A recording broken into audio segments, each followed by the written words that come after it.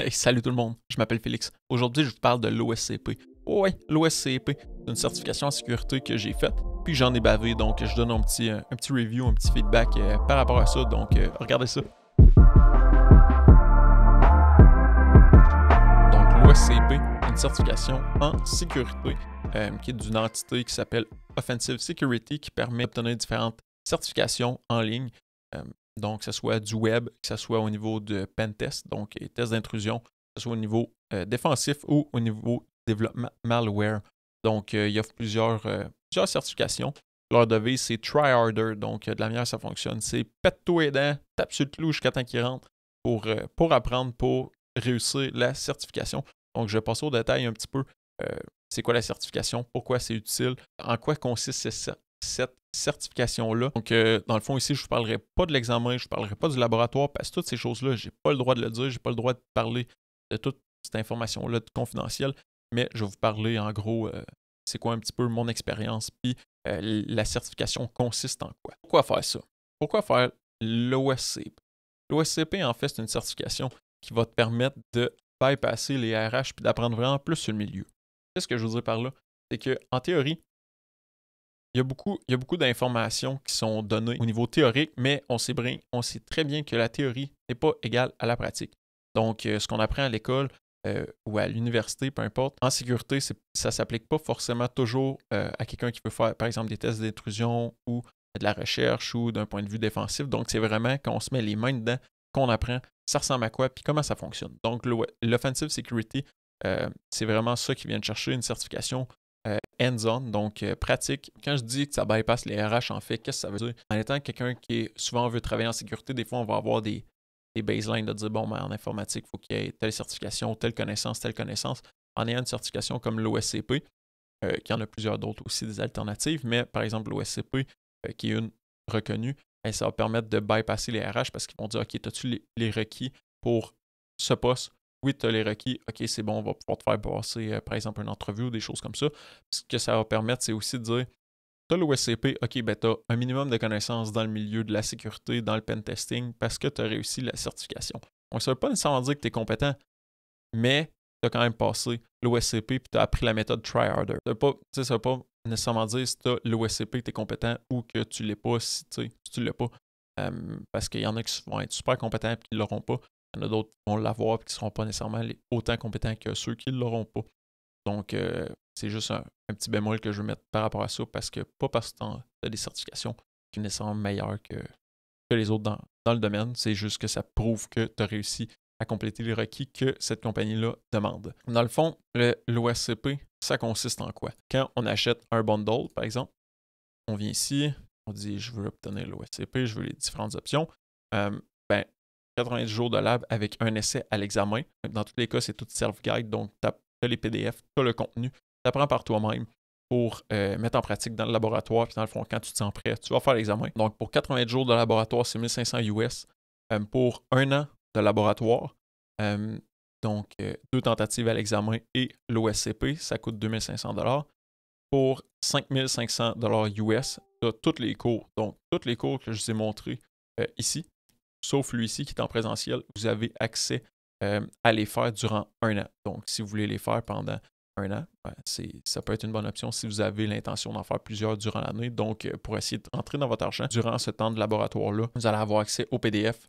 Donc, vous allez pouvoir lire le PDF pour appliquer ce que vous avez lu précédemment sur les différentes machines. Et si vous voulez essayer quelque chose qui peut être risqué, donc que vous n'allez pas nécessairement essayer chez un client en production, ben, l'OSCP, c'est un bon laboratoire pour faire ça parce que si jamais le service est down ou la machine est comme brisée, on pourrait dire, ben, vous pouvez la revert pour faire une autre tentative. Dans le fond, c'est vraiment fait pour apprendre.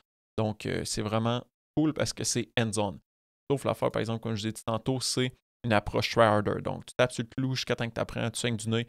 Mais regarde, tu vas finir, si tu es qualifié, puis à force de mettre du temps, des efforts, tu vas finir par l'avoir. Ce qui est recommandé aussi, c'est de documenter les différentes machines que tu pendes au fur et à mesure. Donc, tu hackes au fur et à mesure parce que durant l'examen, ça va être nécessaire de pratiquer tes skills de reporting pour faire de la rédaction de rapport. Mais ça, j'en parle un petit peu plus tard. Si tu veux des points pour ton examen, dans la section de laboratoire, dans le PDF, tu as de la théorie, mais tu as aussi des exercices. Si tu fais ces exercices-là, tu fais toute la gang, plus tu documentes 10 machines du laboratoire, ça va te permettre d'avoir 10 points supplémentaires à l'examen. 10 points peuvent te faire passer parce que pour passer l'examen, il te faut 70 points. Si tu as fait les exercices, il te faut un minimum de 60, sinon il te faut 70. Donc, en quoi consiste l'examen? L'examen, dans le fond, quand tu startes dans cette section-là, c'est un examen de 24 heures. Donc, qu'est-ce que ça veut dire? C'est que pendant 24 heures straight, tu es enregistré. Les écrans sont filmés. Donc, si tu commences vendredi à 8h AM, ben, ton examen est fini samedi à 8h AM. Donc, tout le temps, ta caméra est allumée pour s'assurer que c'est toi en arrière de l'écran et tu n'es pas en train de tricher. L'autre point, tu vas être obligé de faire le tour de ta pièce pour valider qu'il n'y a pas personne en dessous de ton bureau, dans un garde-robe ou peu importe caché qui serait là pour t'aider à passer l'examen. Donc, ce qu'il va falloir que tu fasses, c'est prendre ton laptop ou prendre ta GoPro, ta caméra, peu importe, faire le tour de ton environnement pour montrer que tu es tout seul dans la pièce. Par la suite, il va falloir que tu montes une pièce d'identité pour valider que c'est bien toi. Donc, un passeport, permis de conduire, peu importe, pour valider que c'est bien, par exemple, Félix Lehoux qui fait l'examen et pas quelqu'un d'autre. Une fois que tout ça est validé, ça donne accès à l'examen. Bon, là, tu rentres dans l'examen, ça contient quoi? Tu as 6 machines au total. 3 indépendantes et 3 liées à un domaine. 3 indépendantes, de la manière que ça fonctionne, c'est que si tu es capable de hacker, tu tombes user, ça te donne 10 points. Si tu es capable d'élever tes privilèges à administrateur, tu regagnes un autre 10 points. Fait que chaque machine peut te rapporter 20 points pour un total de 60. Si tu m'as entendu tantôt, j'ai dit qu'il faut 70 pour passer. Fait que si tu as fait le report de laboratoire, tu pourrais passer en théorie seulement qu'avec des machines indépendantes, donc le 60 plus le 10 du rapport de lab. Toutefois, si jamais il y a des problèmes où tu n'as pas assez bien documenté ou tu n'as pas mis les bons flags, tout ça, tu ne pourras pas passer parce que tu n'auras pas les points nécessaires. Une autre optique, si tu ne fais pas le rapport de laboratoire, 70 points, tu as 60, tu n'en as pas assez. Fait que tu es obligé de faire le domaine dans ce cas-là. C'est une manière, pourquoi qu'ils forcent un petit peu de cette manière-là pour dire faites le domaine parce que, dans le fond, à cette heure, toutes les compagnies pratiquement ont un domaine pour acheter les users, puis la gestion du user, puis la gestion d'accès. Donc, c'est pour ça qu'ils ont ajouté cette section-là d'Active Directory, donc de domaine. Ce qu'il faut dans le domaine, pour avoir tes 40 points, il faut que tu pondes les 2 clients plus le domaine controller. Donc, ce qu'il faut, c'est tout ou rien. Fait que tu as 0 ou 40 points en pondant les 3 machines. Donc, une fois que tu as ton 40 points, tu peux aller chercher d'autres points en camp des machines individuelles pour avoir différents scénarios pour passer. Donc, tu peux ponder l'AD, avoir 40 points plus 3 flags low user. Donc, dans ce cas-là, tu as 70. Si tu pondes l'AD, 2 flags low user, puis tu as fait une privilege escalation sur une box, ben, tu vas être aussi à 70. Dans le fond, c'est les différents scénarios pour passer l'examen. Une fois que tu arrives, tu dis hey, ça a bien été, j'ai eu l'examen en dedans de 12 heures, peu importe, tu te dis mon examen est fini. Là, tu tombes dans un mode de rédaction. Donc, au moment que tu dis que ton examen est fini ou si jamais tu arrives à date d'échéance, au moment d'échéance, tu as fini ton 24 heures d'examen, boum, un 24 heures de reporting embarque. Donc là, tu viens de me dire, hey, Simonac, j'ai fait 24 heures non-stop, puis là, il faut que je refasse un 24 heures. Alors, tu peux dormir, tu peux prendre des pauses, tu peux être couché pendant 8-10 heures si tu veux. Sauf que l'affaire qui arrive, c'est que tout ce temps-là que tu ne prends pas pour ton reporting ou pour ton examen, dans le fond, c'est la même quantité pour tout le monde. Tout le monde a comme 24 heures examen, 24 heures reporting. Fait que si tu décides de dormir 12 heures chaque jour, ben en fait, faire 12 heures chaque jour pour faire ton examen. Au niveau de la rédaction, ce qu'il faut que tu fasses, dans le fond, documenter toutes tes étapes comme si le rapport était livré à quelqu'un de débutant, mettons, en sécurité. S'il suit tes étapes, est-ce qu'il est capable d'arriver au même point que toi, tu es arrivé à la fin de ton examen? Oui, c'est en anglais. On n'est pas tous des experts en anglais. Sauf que eux, leur but, c'est vraiment de voir est-ce que tu es capable de démontrer grossièrement les étapes, de partager l'information pour que quelqu'un puisse suivre. Donc, si tu mets les lignes de commande, tu mets des captures d'écran pour montrer à quoi ça ressemble les interfaces, les différentes places que tu as exploitées, ça devrait bien aller. Une fois que l'examen est fait, le rapport est fait, là, c'est le temps de l'envoyer, puis il y a des étapes vraiment précises pour faire la soumission du rapport, parce que si c'est mal fait, eux, ils vont pas le regarder, puis ils vont juste vous donner 0. C'est ça. Fait qu'il y a vraiment des étapes nécessaires, des formats pour les noms, toute la validation, pour envoyer le rapport. Une fois que c'est fait, là, vous stressez parce que vous dites OK, est-ce que je passe, est-ce que je passe pas, est-ce qu'ils vont valider ou invalider des points que j'ai eu, tout ça, fait qu'ils vont regarder. En dedans de 10 jours, vous allez avoir votre réponse. Donc, passez ou vous passez pas.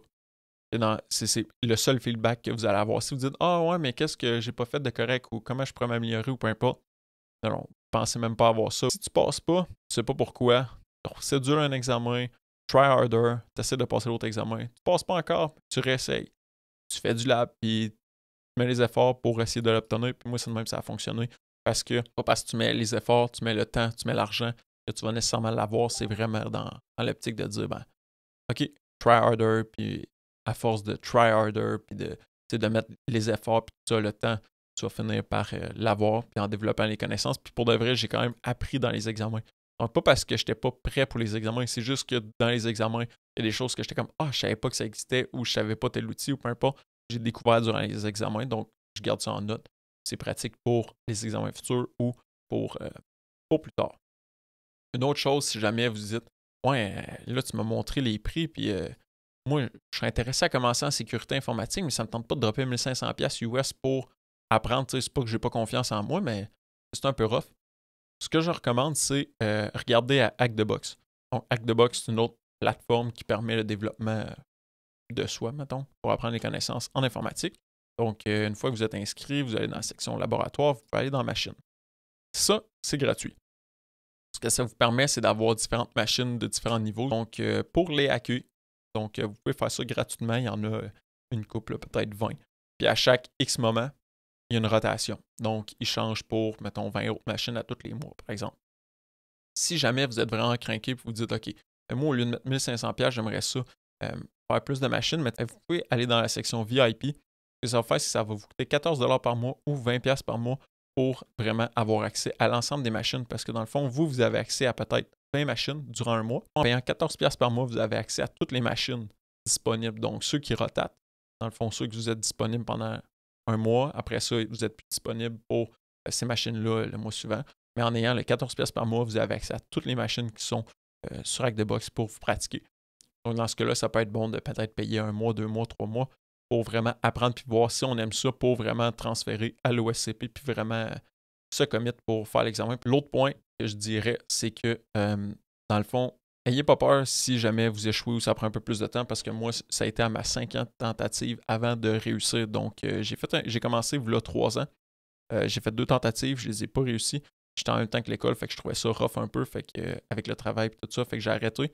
Et dernièrement, je veux dire 3, 4, 5, 6 derniers mois, j'ai décidé de me remettre là-dedans puis de repartir dans Offensive Security pour réussir. Pas laisser ça en arrière parce que ça me tenait de ne pas l'avoir réussi. Donc, j'ai fait 2 tentatives d'examen puis j'ai pas réussi. J'ai pas réussi à avoir les 70 points. Je l'ai refait une 3e fois début juin.